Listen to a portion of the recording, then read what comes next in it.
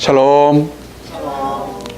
오늘 주제는 비전, 하나님 안에서 소망이 있으면 우리 안에 고통이나 상처가 있어도 회복이 빨라질 수 있다는 얘기를 좀 증거하기를 원합니다. 우선 여러분들에게 예와 하나를 통해서 여러분들이 이해를 좀 돕기를 원합니다. 3000m 장애물 육상 경기를 아십니까? 400m 운동장을 돕니다. 근데 보면 중간에 허들이 있고 보게 되면 담이 있고 밑에 물이 고여 있어서 물을 뛰어넘는 그런 경기가 3000m 장애물 경기입니다. 지금부터 얼마 전에 있던 그 브라질 올림픽에 있었던 얘기입니다. 에티오피아 육장 선수인 디로라는 그 선수가 있었습니다. 25살, 그 당시 25살 먹은 청년입니다. 여러분과 나이가 비슷한 그런 청년들이었을 겁니다. 리우 올림픽이 일어나기 전부터 그 런던 올림픽, 4년 전 런던 올림픽에서 3000m에서 5위를 했습니다. 그러니까 그 이후에는 나이가 어렸고 그때는 21살이었고 훈련도 많이 해서 올림픽 이외에도 많은 선수권에서 상위 입상을 해서 이번 리우 올림픽, 2016년 리우 올림픽에서는 금메달이나 또는 은메달, 동메달, 메달을 딸 수 있겠구나 생각했습니다. 예선 경기에서도 굉장히 좋았습니다. 예선 경기 3주로 달리고 있는데 3000m 달리는 중에 1000m에서는 그 많은 예선 경기 선수들 중에서 1등으로 달리고 있었습니다. 누가 봐도 쉽게 예선을 통과하고 1위로 들어올 거라 생각했습니다. 근데 갑자기 이 디로라는 선수의 의지와는 상관없이 뒤에 있는 선수가 넘어지면서 앞에 달리는 그 디로의 선수의 신발을 밟아버렸습니다. 그래서 신발의 오른쪽이 크게 찢어져 버렸습니다. 운동선수에게 신발은 굉장히 중요한 겁니다. 특별히 달리기 선수에게 신발은 중요할 겁니다. 그게 넘어지면서 뛰는데 뭔가 이상해 보니까 오른쪽 운동화가 완전히 찢어졌습니다. 이럴 때 여러분들은 어떻게 하겠습니까? 여러분들의 삶에서 열심히 달리고 뛰어나게 앞서갔는데 여러분의 의지와는 상관없이 갑자기 엉뚱한 일이 생겨서 당황스럽고 아픈 일들이 상처가 일어난 겁니다. 어떻게 하겠습니까? 이 디로라는 선수가 비전, 목표가 없었다면 아마 거기서 포기할 겁니다. 신발이 찢어졌으니까, 그리고 뛰는데 불편하니까 머뭇거렸을 텐데 그는 목표가 있었습니다. 그 찢어진 오른쪽 신발을 벗어버렸습니다. 근데 한쪽은 운동화, 한쪽은 신발이니까, 양말 신고 뛰니까 어색하니까 다시 양말까지 벗고 뛰게 되었습니다. 그러다 보니까 20초가량 선수들에게 떨어진 겁니다. 육상에서 1초가 얼마나 중요한데 20초가 떨어졌습니다. 맨발로 그 웅덩이를 뛰다 보니까 얼마나 아프겠습니까? 근데 이 선수는 그 아픈 발을 띄워놓고 목표까지 떠졌습니다. 본인 기록보다 20초 늦었고 완전히 25명 뛴 중에 전체 24위 거의 꼴찌로 들어와서 예선 탈락이 됐습니다. 정말 그 본인은 힘들었겠죠. 눈물을 흘리면서 아픈 다리를 들고 그 경기장을 떠났습니다. 그런데 올림픽위원회에서 그 선수의 목표를 가지고 뛰는 모습 때문에 그 예선 통과하는 그 디루안 선수를 예선 통과를 시켰습니다. 그래서 우리에게는 스포츠를 통해서 훈훈한 삶의 목표를 바라보게 됐습니다. 오늘 여러분들에게 이 얘기를 좀 하기를 원합니다. 저를 좀 보세요. 여러분들이 하나님 안에서 어떤 비전이 있습니까? 그냥 학생 때 되면 졸업을 하는 거, 학생을 졸업하고 하면 취업하는 거, 결혼하는 거, 그런 눈에 보이는 것들이 있습니다. 자녀를 낳는 것들.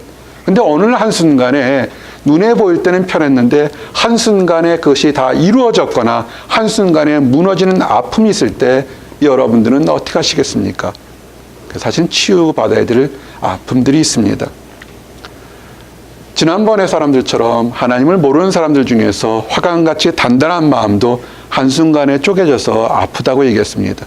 근데 많은 사람들은 나는 하나님을 믿어요, 신앙이 있어요 라고 하는데도 여전히 교회에 출석하고 예배 드리는데도 내면의 생처 때문에 아파하는 사람들이 있다는 겁니다.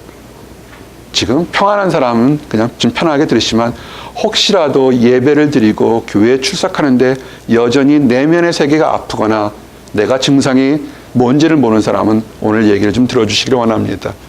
오늘은 예수님과 제자들, 예수님과 12 제자들의 관계를 마지막 십자가를 지기 전부터 시작해서 그때 예화를 통해서 사람들이 어떻게 상처받고 사람들이 어떻게 회복되는지를 좀 증거하기를 원합니다. 첫 번째, 우리가 감기 걸리는 거, 감기 바이러스를 눈으로 본 사람 있으면 손 들어보세요. 제가 밥을 한 10년 동안 사드릴게요. 볼 수는 없을 겁니다. 우리 안에 믿음 생활 잘하고 신앙생활 잘한다고 그러는데 어느 순간부터 내 마음에 기쁨이 없어지고 상처가 있어요. 지난주에 설교한 것처럼 내가 마음에 상처가 있을 때 겉으로 드러나는 심텀, 감기가 걸리면 콜록콜록 기침 나고 열이 나고 몸이 으실으실 아픈 것처럼 내 마음에 상처가 있으면 드러나는 그 증상 중에 하나가 뭐라고 했습니까? 얼굴에 미소가 없다는 겁니다. 미소가 없게 되면 그것이 뭔가 상처가 있다는 겁니다. 오늘 제자들에게 겟세마네 동산에서 예수님이 이렇게 얘기를 합니다. 제자들에게 내가 기도할 동안에 너희는 여기에 앉아 있으라. 마태복음 14장 32절에 38절 성경 있으면 찾으셔서 쫓아오셔도 됩니다. 왜 그러냐면 내가 내 마음이 심히 고민되어서 죽게 되었으니 자지 말고 나를 위해서 함께 기도해 줄 수 없겠느냐겠습니다. 겟세마네 동산에서 예수님께서 제자들에게 이렇게 부탁한 일은 뭡니까? 이제 잠시 잠깐 오면 예수님이 팔려서 십자가에 달리는 그런 처형의 앞이기 때문에 너무 마음이 심히 힘드니까 나를 위해서 기도해 줄 수 없겠니? 그랬습니다. 예수님은 정말로 이 땀이 피우듯이 피를 흘려가면서 36절에 보니까 아버지여 아버지께서는 모든 것이 가능하오니 이 잔을 내게로 옮기시옵소서. 그러나 나의 원대로 마시옵고 아버지의 원대로 하옵소서. 아멘.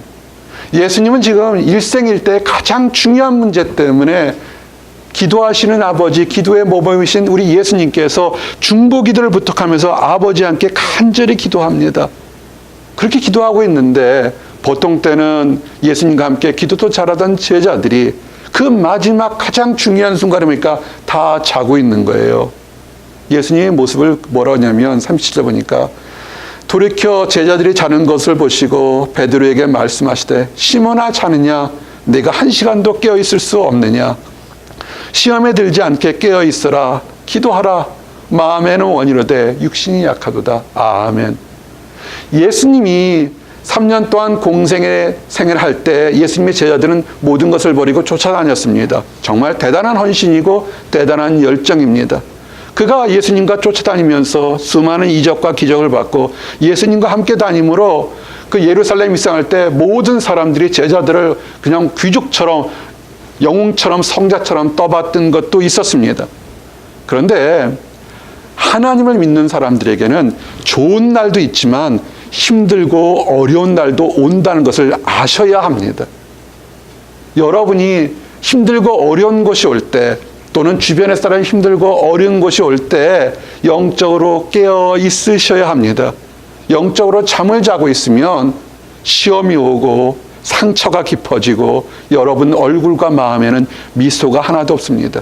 설교를 들어도 짜증을 내게 되고 어떤 다른 성도를 만나도 교제하기가 싫어지고 뭔가 새로운 것을 찾게 됩니다. 왠지 아십니까? 이미 감기, 영적 감기가 사단이 뿌려놓은 감기가 들어있다는 것입니다. 잠언 6장 9절 말씀처럼 게으른 자여 내가 어느 때까지 누워있겠느냐? 내가 어느 때에 잠이 깨어 일어나겠느냐? 아멘. 이 말씀은 늦잠 자는 사람을 얘기하는 것뿐만 아니라 사실은 영적으로 지금 세상이 옳고 그름을 깨닫지 못하는 것입니다. 영적인 분별력이 없게 되면 옳고 그름이 없습니다. 그래서 누가 나한테 지금 나한테 유혹하는 것이 옳은 것이 그른 것인지 선을 얘기하고 올바른 길을 가려는 사람은 오히려 싫어하게 됩니다. 나중에 보게 되면 그 말이 옳은 일을 하게 되면 탄식이 깊어지니까 상처가 깊어집니다. 시험과 낙심이 오게 되고 유혹의 기류와도 빠지게 됩니다. 그래서 예수님은 사실상 깨어있으라는 말이 오늘 이 마지막에 겟세마네 때 한 번 한 것이 아니라 제자들에게 영적으로 너희들에게 하나님의 영광도 체험할 수 있지만 너희를 시샘하는 악한 마귀와 사단이 너희를 넘어뜨릴 테니까 시험에 깨어있으라고 여러 번 얘기했습니다. 마태복음 24장 42절 그러므로 깨어있으라 오늘날에 너희 주가 임할지 너희가 알지 못함이니라. 아멘. 저를 좀 보세요. 여러분이 고민하시는 것들이 참 많을 겁니다. 하나 질문합니다. 우리 예수님이 다시 오실까요? 만약에 우리 예수님이 다시 오신다면 지금 우리가 고민하고 힘들고 싸우고 다투는 문제는 지극히 사소한 것이 될 겁니다. 예수님이 다시 오시지 못한다면 우리는 고민해야 될 겁니다. 근데 보십시오.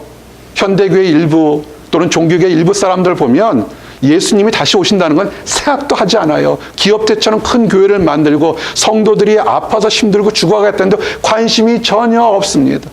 함께 아픔을 나누자에게도 관심이 없어요.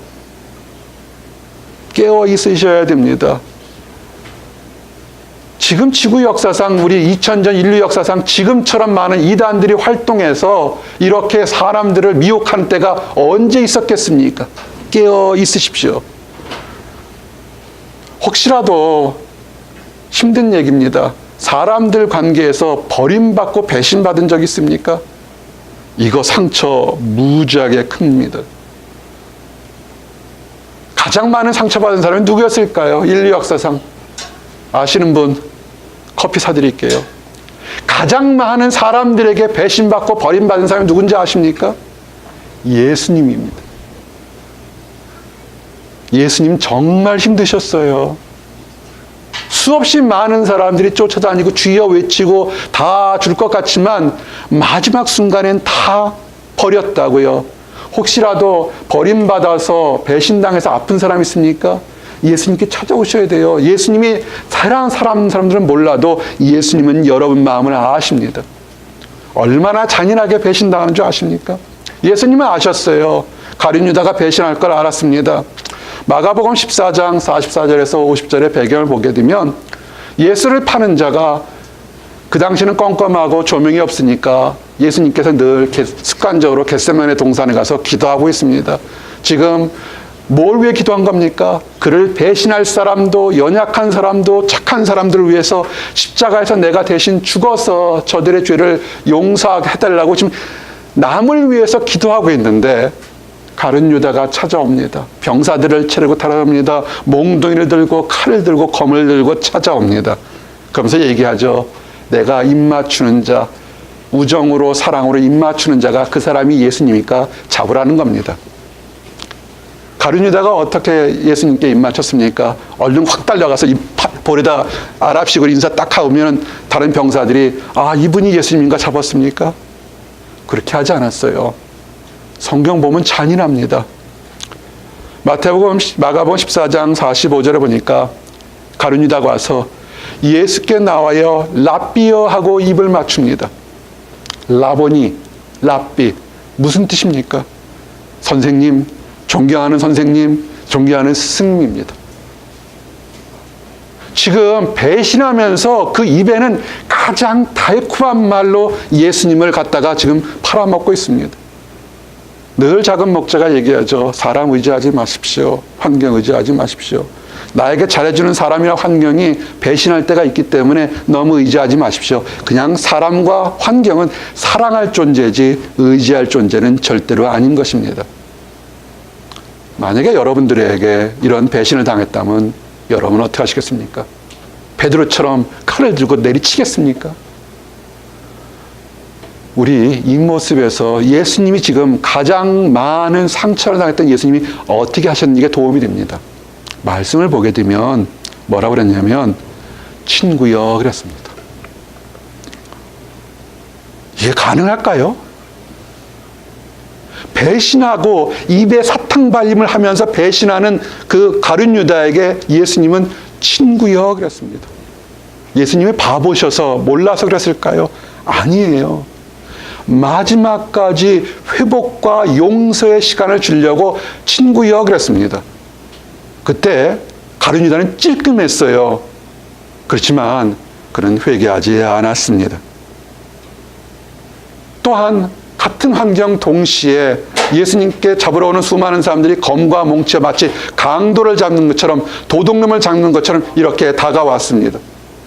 그럴 때 예수님께서 얘기하죠. 내가 날마다 너희와 함께 성전에 있으면서 가르치니 너희가 나를 잡지 아니하였도다. 그러나 이는 성경을 이루려 함이라 하시니이다. 아멘. 다 성경에서 마지막 날에 예수님께서 배신당할 걸 이미 오래전부터 예견되어 있었습니다. 성경을 알고 신앙생활을 제대로 한 사람이라면 예수님이 어떻게 고난받고 배신당을 알기 때문에 어떻게 나중에 회복될 것도 알아야 되는데, 이게 시험이 드니까 지금 환경의 상황을 전혀 모르는 겁니다. 우리가 시험 들고 어려워도 성경을 보게 되면 아하, 이것이 하나님이 주시는 변장된 축복인지 아니면 내가 잘못해서 지금 징계받아서 새롭게 회복되려고 하는지를 알아야 되는데 깨닫지 못했다는 것입니다. 예수님이 미리 경고를 제자들에게 했습니다. 사람들과 환경의 변화에 대한 두려움 때문에 제자들이 그를 배신할 거라고 얘기를 했습니다.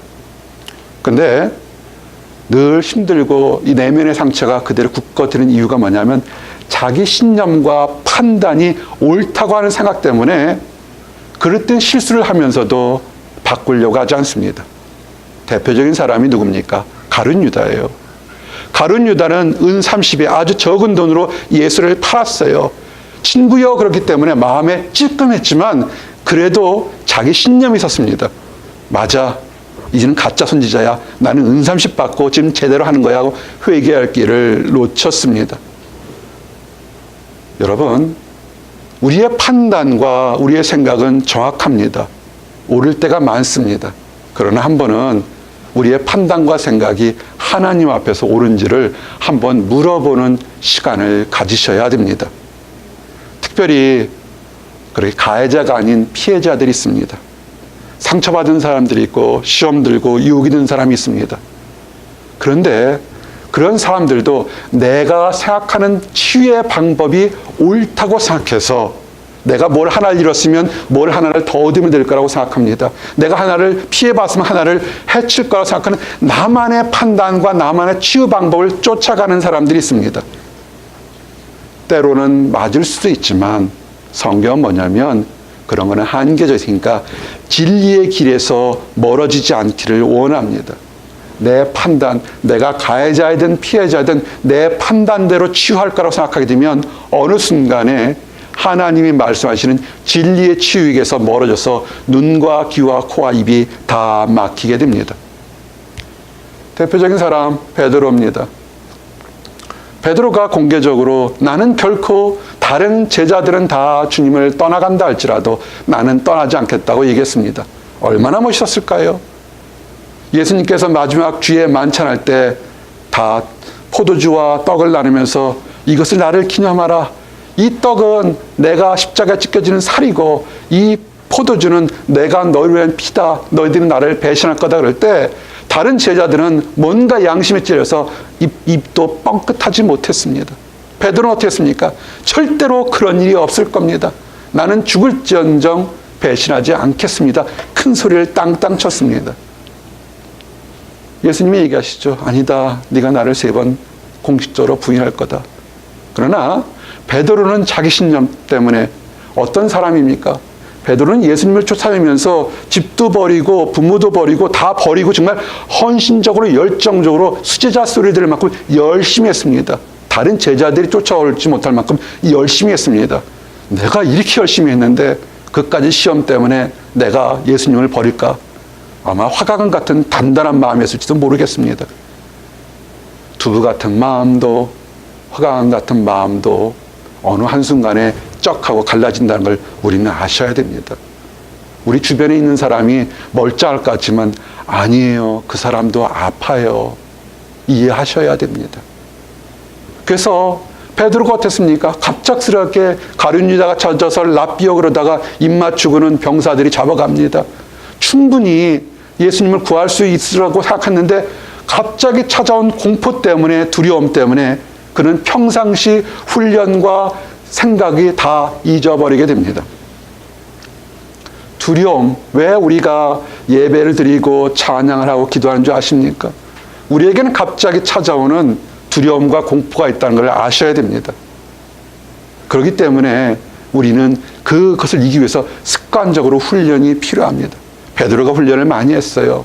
근데 갑자기 찾아오는 어려움 때문에 훈련받는 것을 다 까먹었습니다. 여러분 아셔야 됩니다. 우리가 하나님 안에서 예수 믿으며 교회를 섬기면서 기쁜 일, 기도응답, 좋은 일만 있을 거라 생각하시지 마십시오. 때로는 예수 믿기 때문에 우리에게 갑자기 찾아오는 어려움과 고난도 있다는 것입니다. 큰소리 땅땅 치던 베드로가 어떻게 했습니까?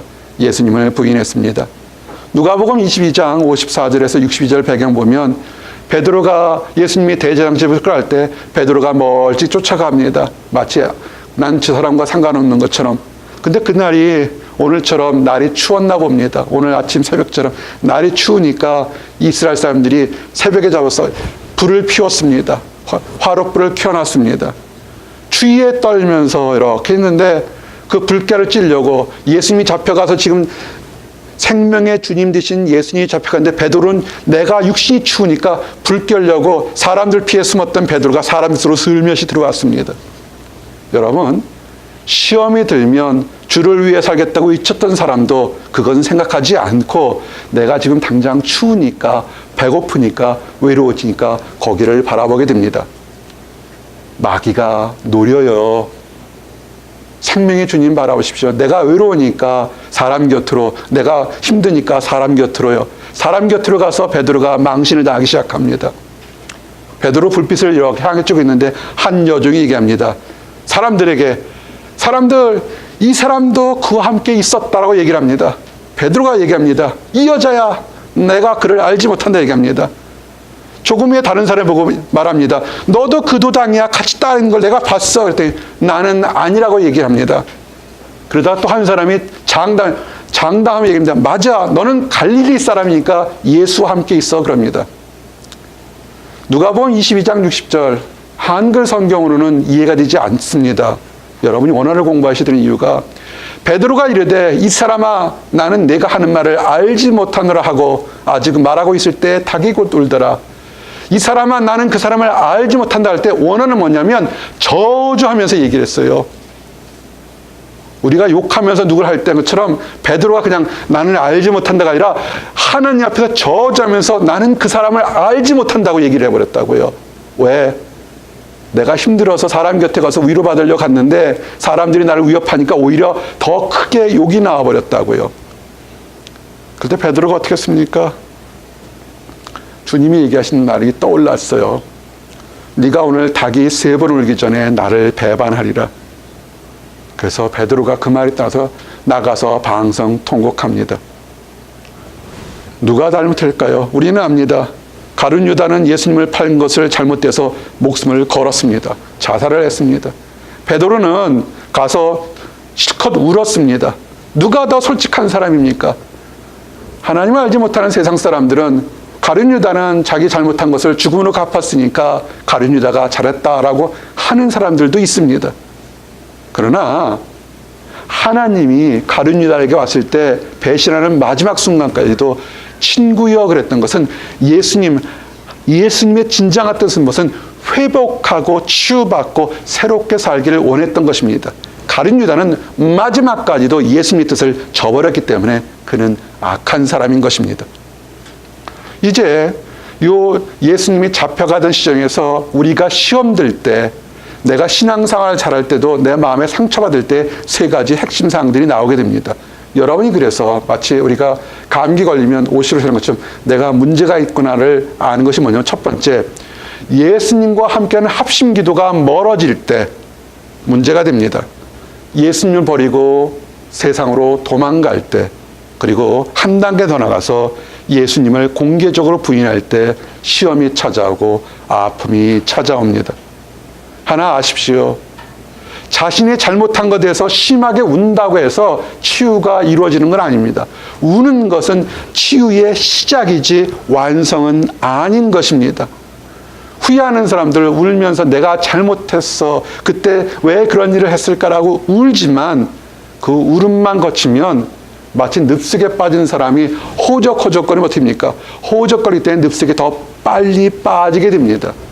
울음은 치유의 시작이지만 완성은 아닙니다. 진정한 치유는 뭔지 아십니까? 그거는 예수님께 나와서 예수님께 달려있다는 것입니다. 예수님 버림을 많이 받았습니다. 근데 회복하셨어요. 하나님과 교제하면서. 근데 베드로 제자들 어떻게 됐습니까? 이제 오늘 이 얘기가 여러분들과 핵심입니다. 예수님께서 이 요한복음에는 부하로 3번 제자들에게 나타났습니다. 이 말씀을 좀 증거하기를 원합니다. 안식 후 첫날 똑똑한 사람들이 얘기하죠. 안식일을 지키라. 그렇기 때문에 현대 교회들은 다 이단들이다. 안식일이 언제래요? 토요일이에요. 근데 왜 그래서 이단들이 왜죠? 토요일날 예배드리는 교회만 정통이고 다른 교회들은 이단이라고 합니다. 그러나 우리가 주일날 일요일날 예배드리는 건 뭐냐면 안식 후 첫날 예수님께 부활하셔서 이 땅에 새롭게 생명이 되신 부활하신 예수님을 경배드리기 때문에 우리는 주일날 예배를 드리는 겁니다. 그래서 항상 예수님은 안식 후 첫날 현재 우리의 주일날 말씀하셨습니다. 제자들이 무서웠어요. 베드로는 어땠을까요? 다 무서웠습니다. 그들의 모습은 요한복음 20장 19절에서 23절을 보니까 유대인들이 무서워서 골방의 문을 닫고 있었습니다. 그렇죠. 환경이 갑자기 변하고 내게 생각지 않은 일이 되면 문을 닫게 돼요.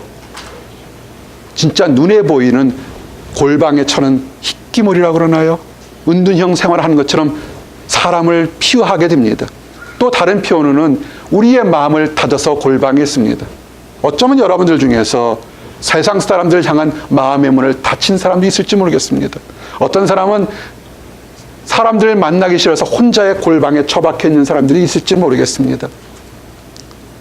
만약에 예수님이 안 계시면 우리는 늘 아픈 마음으로 살아야 됩니다.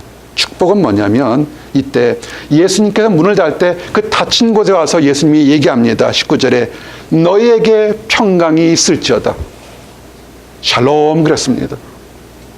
예수님이 원하시는 건 뭐냐면 평강, 마음과 육체와 환경이 하나님 안에서 피스풀하기를 원하는 평강이 있을 겁니다. 그러면서 손을 보여주고 옆구리를 보여줍니다. 제자들이 기뻐합니다. 그러면서 얘기합니다. 숨을 후 내쉬면서 성령을 받아라. 23절에 보니까 너희가 누구의 죄든지 사하면 사하질 것이요 누구의 죄든지 그대로 두면 그대로 있으리라. 아멘. 무지하게 중요한 얘기를 하셨습니다. 예수님은 제자들에게 회복, 치유의 모습을 지금 보여주는 것입니다. 회복하고 싶으십니까? 낫고 고침받고 있습니까? 첫 번째가 뭐냐면 심령의 회복, 하나님 안에서 성령을 선물로 받아야만 온전한 치유가 이루어진다는 걸 지금 보여주는 것입니다. 우리 내면의 세계는 하나님과 영적으로 교제하는 그런 관계가 있습니다. 그러나 어느 날 상처 때문에, 어느 날 죄 때문에 이게 단절이 됐습니다. 그래서 마치 아무리 좋은 컴퓨터라도 전원이 연결이 안 되면 쓰지 못하는 것처럼 지금 파워의 코드에 꼭 연결이 돼야 이게 작동하는데 내가 아무리 노력해도 성령의 회복이 되지 않으니까 내 마음에 기쁨이 없었던 겁니다. 부활하신 예수님이 왜 첫 번째 샬롬 성령을 받으라 2가지를 했을까요? 이 나쁜 친구들아 왜 도망가니? 너는 어디까지 도망갔었어? 이렇게 질문하지 않으셨어요. 샬롬, peace be with you. 성령을 받으라고 했습니다. 그러면서 모습을 보게 되면 여러분 성경을 잘 보시면 22절에 이 말씀을 하시고 그들을 향하여 숨을 내쉬며 이르시되 성령을 받으라. 지혜로운 사람은 이 모습이 언제적 모습이냐면 창세 때 하나님이 흙으로 아담을 지으시고 숨을 후 내쉬면서 성령을 주시는 창세 때의 모습을 한 겁니다. 창세 때 아담이 어떻습니까? 하나님의 사랑받는 사람, 하나님이 기뻐하는 그런 피조물이었습니다. 지금 상처받고 버림받고 그 피해받은 제자들에게 예수님께서 숨을 탁 내쉬면서 창세 때처럼 회복을 하게 되는 겁니다.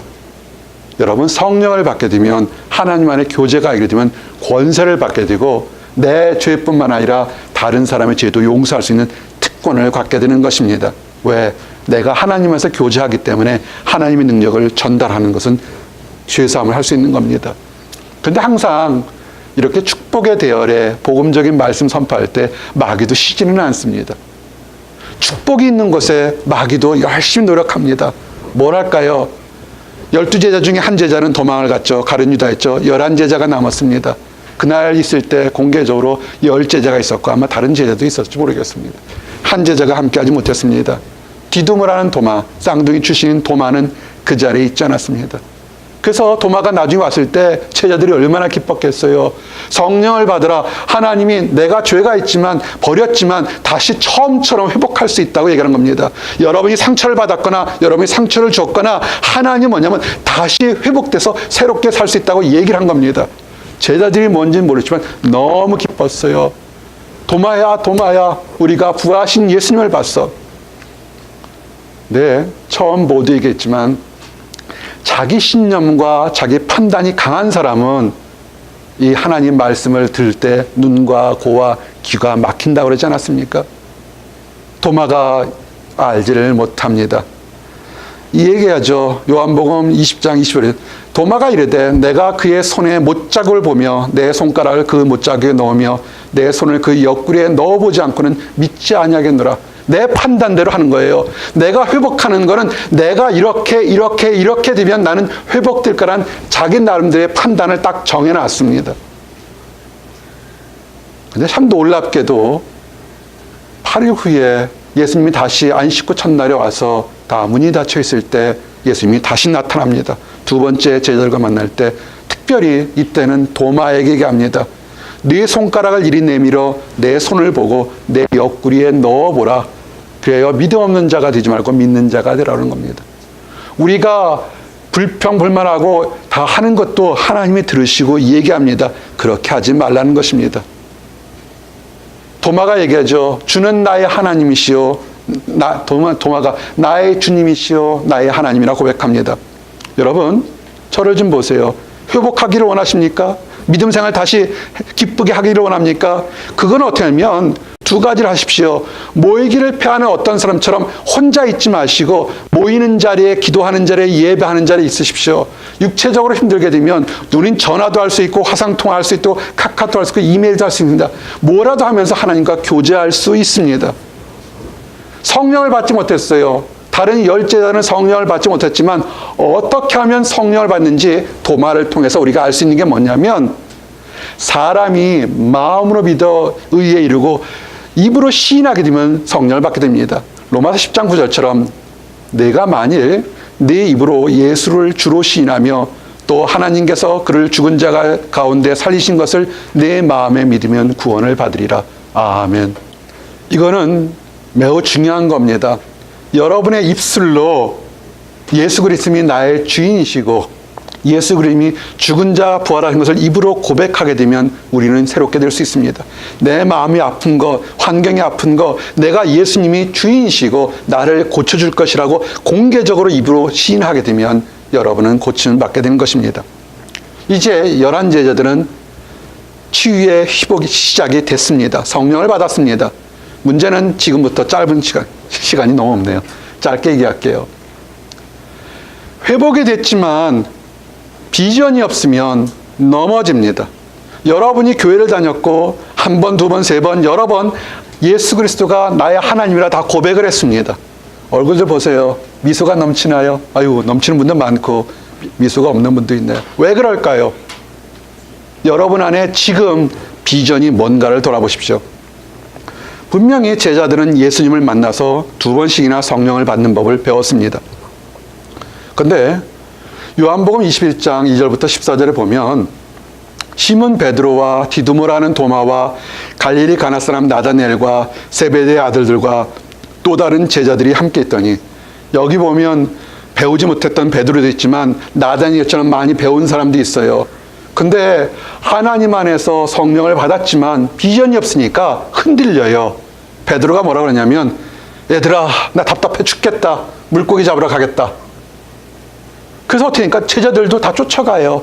분명히 예수님은 그랬어요. 내가 너희들보다 먼저 갈릴리로 가겠다. 그래서 그러면 아하 부활하신 예수님이 우리보다 먼저 갈릴리로 가 있어요. 기다려서 얼마나 기쁨 가운데 예수님을 기다려야 되는데 회복이 되기 시작했는데도 내가 어떻게 살아야 될지는 확실한 소망이 없으니까 애들아 나는 고기 잡으러 가겠다. 옛 모습으로 돌아갑니다. 베드로가 어떤 사람입니까? 어부예요. 옛 모습이 돌아갑니다. 지난 3년 동안 어떻게 했습니까? 베드로는 사람 잡는 업으로 복음을 전하러 갔는데 예수님이 죽었다 부활하셨는데도 그가 온전하게 회복되지 못하니까 옛 모습으로 돌아갑니다. 우리가 교회를 다닌다고 하면서 예수님을 믿는다고 하면서도 비전이 없으면서 사명감이 없으면 다시 예수 믿기 전의 모습으로 돌아가는 것을 수없이 많이 보게 된다는 것입니다. 주의하셔야 돼요. 근데 그들이 밤새도록 고기를 잡습니다. 하나도 잡지 못했어요. 아침이 됐어요. 멀리 바닷가에서 이렇게 한 50칸쯤 떨어져 있는데 15m, 20m 떨어져 있는데 한 사람이 얘기합니다. 얘들아 고기 잡았냐? 그랬더니 못 잡았습니다. 그럽니다. 예수님이 얘기합니다. 그들이 알아보질 못해요. 그물을 배 오른편에 던지라. 근데 어쩐 일인지 모르겠어요. 그들은 그물을 오른편에 던졌어요. 던지는 그 순간부터 엄청 많은 고기를 잡게 됩니다. 그럴 때 그 여러 가지 제자 중에 예수의 사랑하는 제자 사도 요한이겠죠. 그때 눈이 떠졌어요. 예수님이다. 그때 베드로가 거듭 돌리고 그냥 물가에 퉁덩 뛰어들어갑니다. 가봤더니 육지에 갔더니 예수님께서 숯불을 피워놓고 떡과 고기를 굽고 있습니다. 그러면서 얘기합니다. 얘들아 잡은 고기도 이리 가져와라서 잡은 고기도 함께 먹고 있습니다. 제자들 누구도 이제는 예수님이 누구시라 하지 않습니다. 이 배경을 통해서 이제 오늘 가장 핵심 여러분에게 세 가지 어떻게 우리가 치유되는지를 좀 증거하기를 원합니다. 제일 중요한 거는 치유되기 전에 성령 하나님과의 교제가 회복되셔야 된다 했습니다. 시인하십시오. 예수님이 개인의 구세주시고 여러분의 구세주시고 죽은 가운데 부활하신 것을 믿게 되면 치유가 회복됩니다. 첫 번째는 뭐냐면 치유에 대한 확신을 가지십시오. 치유에 대한 확신, 즉 비전이 없게 되면 믿음 생활 이전에 그 옛 모습으로 돌아가게 됩니다. 여기서 예수님께서 배 우편에 그물을 던지라는 것이 그냥 말씀하셨을까요? 이거는 상징성인 것입니다. 베드로를 언제 만났습니까? 베드로의 고백을 말씀을 의지해서 그물을 던졌더니 역사가 일어났습니다. 여러분이 믿어지지 않지만 하나님을 믿으면 하나님의 은혜로 하나님의 인도하심으로 여러분은 고침받고 새로운 생활을 살 겁니다라는 말씀이 되면 아멘으로 믿고 나가시기 바랍니다. 베드로를 처음 만났을 때 그 베드로는 어떻게 하면 예수님께서 이 겟네사렛 호숫가에 있을 때 사람들이 왔습니다. 사람들이 많이 오니까 밤새도록 고기 잡았다가 잡지 못했던 베드로와 다른 배 두 개가 있는데 그중 하나에 베드로의 배에 올라가서 물가에 잠시 띄우게 얘기를 합니다. 그러면서 설교를 합니다. 배 주위에 있던 베드로는 예수님 뒤에서 설교를 다 듣고 있습니다. 그러다가 설교가 너무 좋아서 마음이 이렇게 짠했을 때 얘기합니다. 베드로야, 네가 깊은 데 가서 그물을 던져라. 마태복음 누가복음 5장 5절에 보니까 시몬이 대답하여 이르시되 선생님, 우리들이 밤이 새도록 수고하였을 때 잡은 것은 없지만은 말씀에 의지하여 내가 그물을 내리이다. 베드로가 밤새도록 일했지만 아무것도 없었어요. 베드로는 알지를 못했습니다. 예수님께서 먼저 찾아와서 그 베드로 배 위에 서서 사람들에게 설교를 할 때 배주니까 도망가지 못하고 설교를 들었어요. 설교를 들으니까 마음이 감동이 있었습니다. 회복은 말씀을 듣는 것부터 있습니다. 설교 듣는 곳에 있으세요. 그러다 얘기합니다. 깊은 곳에 가서 그물을 던지라. 깊은 곳에서는 고기가 없어요. 깊은 곳은 고기가 없어요. 여러분 낚시해 보시면 아시겠지만 항상 고기들도 적당한 곳에 있어요. 마리아나 해구에 고래가 살아요? 거기는 아무도 못 살아요. 근데 베드로가 설교 말씀을 들었기 때문에 선생님 벌써 호칭이 달라졌어요. 내가 경험으로는 이해하지 못하지만 말씀대로 그물을 던집니다. 그물을 던졌어요. 그랬더니 고기 잡은 것이 힘이 많아졌습니다. 지금 베드로를 처음 만나서 베드로가 예수님을 쫓아왔던 그 모습을 기억하면서 밤새도록 고기 잡지 못하던 베드로에게 그물을 오른손에 던지라고 얘기하는 것입니다. 하나님의 말씀은 살아서 운동력이 있습니다. 히브리서 4장 12절 말씀처럼 하나님은 말씀은 살아있고 활력이 있어 좌우의 날선 어떤 것보다도 예리하여 혼과 영과 및 관전과 골수를 찔러 쪼개기까지 하며 또 마음의 생각과 뜻을 판단하니 아멘. 우리 교회에도 일주일에 한 번, 두 번 또는 매일 데일리 브레드 하나님 말씀을 보내는 청년들, 성도들이 있습니다. 정말 중요한 일인 것 같습니다. 일입니다. 누가 안 들을 것 같죠? 아니에요. 그 말씀은 살아서 운동력이 있어서 힘들고 연약한 사람을 치유받게 하는 겁니다.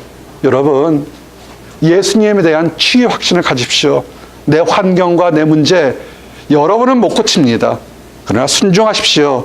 깊은 곳에, 우물은 쪽에, 이것은 그쪽에서 고기가 있는 것이 아니라 말씀에 순종할 때의 모습을 얘기하는 것입니다.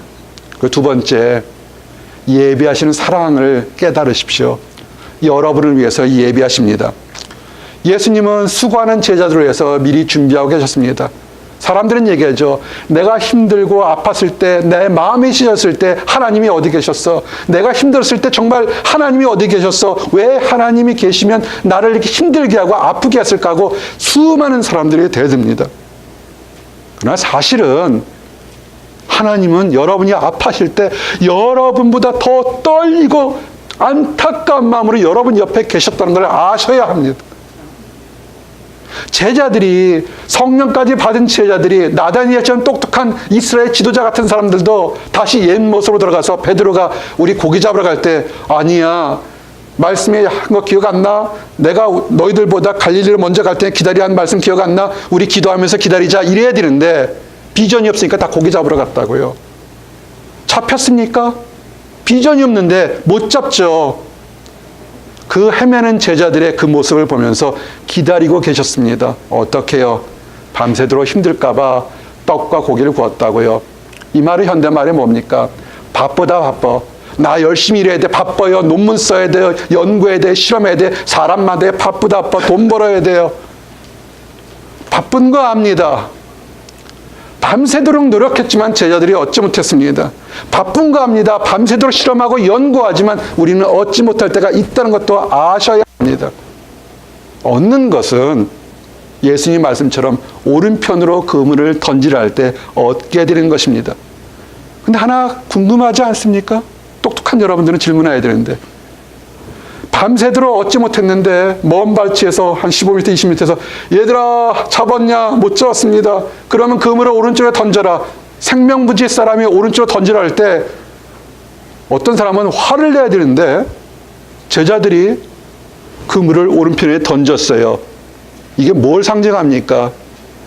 자포자기 심정이었던지 아니면 깨닫지 못하는 상황에서 하나님의 예배하심이 그들이 제자들의 그물을 오른쪽으로 던진 겁니다. 오늘 여러분이 나와 함께 있는 거 어떤 것입니까?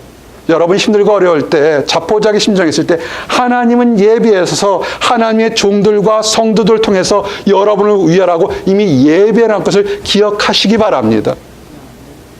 그렇게 던진 거예요. 그전에는 베드로는 한마디로 했다고요. 나는 못 믿겠지만 그래 던지라니까 던졌다는데 성경에는 그런 것이 없어요. 그냥 던졌어요. 우리도가 알지 못하는 사이에 여러분이 힘들어할 때 하나님은 여러분을 축복의 길로 예배하는 것입니다. 그럴 때 순종할 때 어떻습니까? 축복을 얻게 되는 겁니다.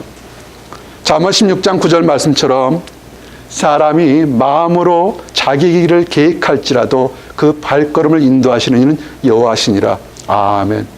이제 여러분은 새로운 학기와 새로운 계절과 새로운 나라, 새로운 땅으로 갈 겁니다. 바쁜 거 압니다. 정말 우리 청년들 자랑스러워요. 밤새도록, 밤이 새도록 해요. 그러나 중요한 것은 우리 하나님이 밤이 새도록 일하라 할 때는 그렇게 하십시오. 그게 중요한 겁니다. 그리고 또 하나, 하나님은 왜 그물에 던져서 고기 한 100마리 건질 수 있었잖아요.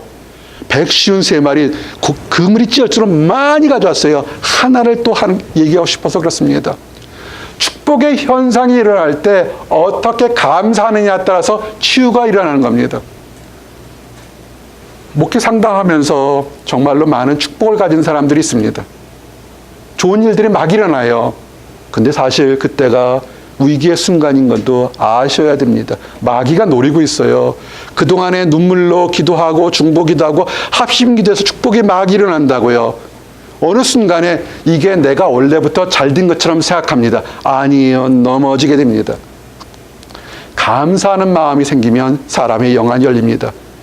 제자들 중에서 참 신기해요. 이스라엘 정적 지도자는 나다니엘도 있었는데 축복이 막 들어왔잖아요. 그물이 찢어질 정도로 고기가 생겼잖아요. 그때 감사한 마음을 갖던 하나님이 사랑하는 제자 사도 요한은 눈이 빡 띄어져 가지고 베드로도 못 봤는데 예수님이다, 주님이다를 발견했습니다. 감사하는 마음이 있게 되면 영안이 열리게 됩니다. 하나님을 사랑하고 하나님 마음이 합했던 다윗이 어떻게 했냐면 시편 30편 12절에 이는 잠잠하지 아니하고 내 영광으로 주를 찬송하게 하심이니 여호와 나의 하나님이여 내가 주께 영원히 감사리이다. 아멘. 내가 시험 들은 거, 아픈 건 뭐냐면 얼굴에 기쁨이 없는 것과 감사가 떨어지기 시작하면 문제가 된 겁니다. 고치십시오. 감사를 하십시오. 그리고요, 우리가 생각하는 것은 사람들은 신앙은 내면 세계만 영적으로만 눈에 보이지 않는 걸 생각하지만 아닙니다. 하나님의 치유는 내면과 육체와 환경까지 완전하게 고쳐주는 것을 믿으시기 바랍니다. 예수님의 치유는 온전하고 전방위적인 것입니다. 예수님은 어떻게 하셨어요? 예수님은 밤새도록 추위에 떨어 수고했던 제자들을 위해서 미리 따뜻한 숯불을 피워놓고 계신 겁니다. 그리고 밤새도록 먹지 못했을 테니까 제자들을 위해서 떡과 고기를 준비했던 것입니다.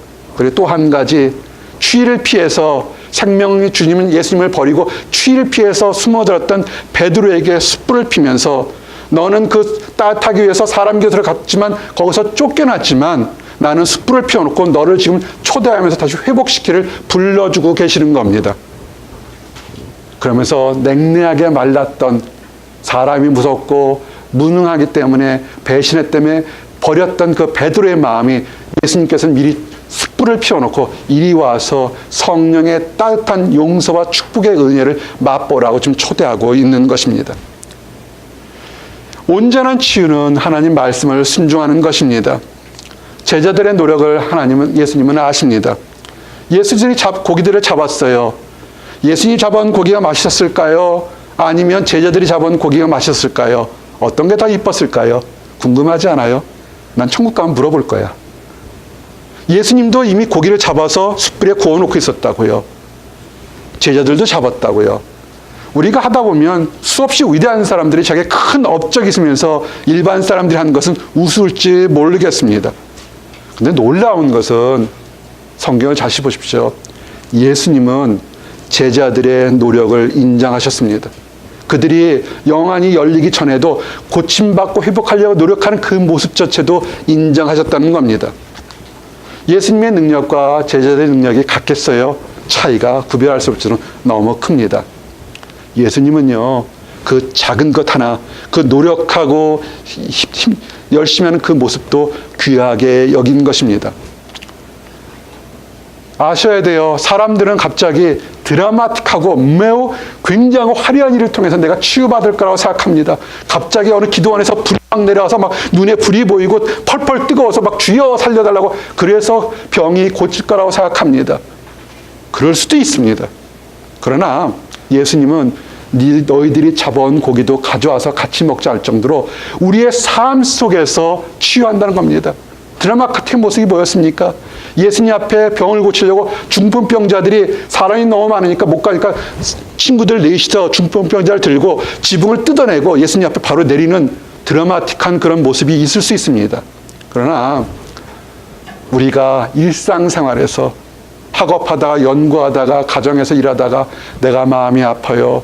커피 한 잔 마시다가 설거지를 하다가도 내가 마음이 아픈데 나 같은 사람 치유해 줄 수 있겠습니까? 하는 그 작은 일상의 모습에서도 하나님은 치유하신다는 겁니다. 하나님 앞에 나가 아파요. 나를 치유해 주자는 그 한 걸음이 축복의 시작인 것입니다. 이제 마지막으로 회복은 개인적이고 구체적인 비전을 통해서 이루어집니다. 여러분의 비전은 뭡니까? 3번 사람들 앞에 공개적으로 부인했던 베드로를 예수님은 3번 공개적으로 질문합니다. 내가 나를 사랑하느냐? 무엇이겠습니까? 3번 부인했던 것을 3번 예수님을 사랑한다 해서 완전한 회복을 허락하는 것입니다. 여러분, 회복은 추상적인 것이 아니라 여러분 안에 있는 것입니다. 그래서 그가 나중에 외치게 됩니다. 베드로의 아킬레스건은 뭐였을까요? 수많은 안 믿는 사람에게 수제자라고 하지만 3번 예수님을 부인했다는 그 아킬레스 건이 있었는데 베드로가 성령을 받고 회복하니까 오순절날 이렇게 칩니다. 사도행전 2장 38절에 베드로가 이르되 너희가 각각 회개하여 예수 그리스도의 이름으로 세례를 받고 제사를 받으라. 그리하면 성령을 선물로 받으리니. 아멘. 베드로가 온전히 회개해서 회복이 됐기 때문에 예수님 안에서 회개하면 성령을 선물로 받을 수 있다는 것을 자신 있게 얘기할 수 있었던 겁니다. 여러분이 회복되십시오. 여러분이 회복되면 다른 많은 연약한 사람들에게 자신 있게 축복을 줄 수 있습니다. 그러면 마치 외양간에 뛰어난 송아지처럼 말라기서 4장 2절 말씀처럼 내 이름을 경외하는 너희에게 공의로운 해가 떠올라서 치료하는 광선을 비추리니 너희가 나가서 외양간에 나온 송아지 같이 뛰리라. 아멘. 여러분의 치유와 회복이 완전히 돼서 즐거움에 뛰는 그런 삶 살기를 원합니다. 기도하시겠습니다. 하나님 감사합니다. 주께서 축복하시고 인도하셔서 우리의 삶에서 온전한 치유 주심을 인하여 감사합니다. 오직 예수 그리스도의 말씀과 사랑으로 우리가 치유받고 새롭게 살 수 있도록 인도하여 주시옵소서. 고통 중에 있는 모든 사람들이 하나님 앞에서 회복될 수 있도록 축복하여 주시옵소서. 늘 감사드립니다. 예수 그리스도를 받들어 기도드렸습니다. 아멘.